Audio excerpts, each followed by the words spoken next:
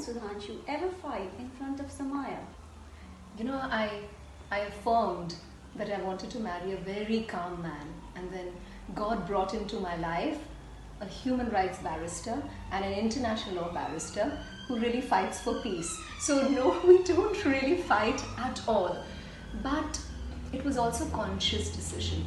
You see, if we have couples who get into healthy debates, who get into normal fights and disagreements, but most importantly have a resolve and resolve the fight in front of the child, go ahead. That's fabulous for a child to see that, wow, healthy debates are great, we can get into a resolution, and then things go fine because you're subliminally programming the child to have healthy expressions.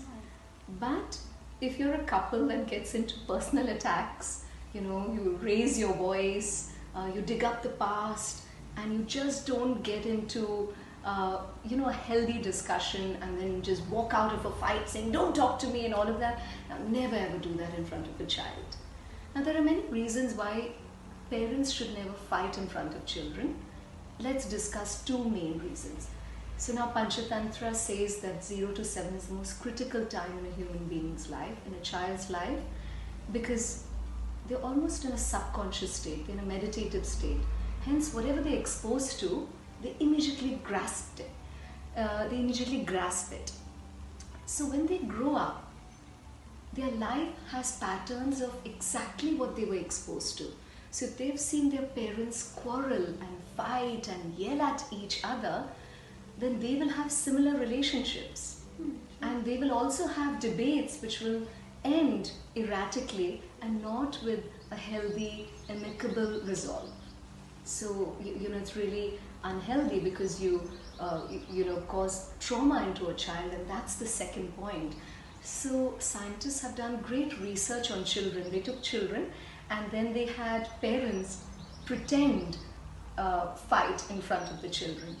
And when they observed the children, would you believe it, their hearts started to race, their blood pressure was rising, their body was sweating. So they went through a traumatic experience when they were actually seeing their parents even pretend fight.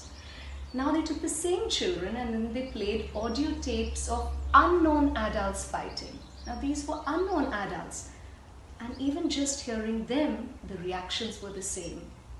So for little children, it's a deeply psychological setback to see anyone fight, let alone their parents.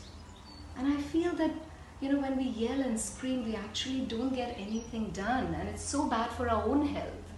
And you would see in the dynamics of a family, a fight starts with a very small issue and then becomes really big. So we must also, you know, be mindful. Our parents should be mindful that even if it's a small thing, immediately address it and finish it off. Don't let it fester and grow into something really big.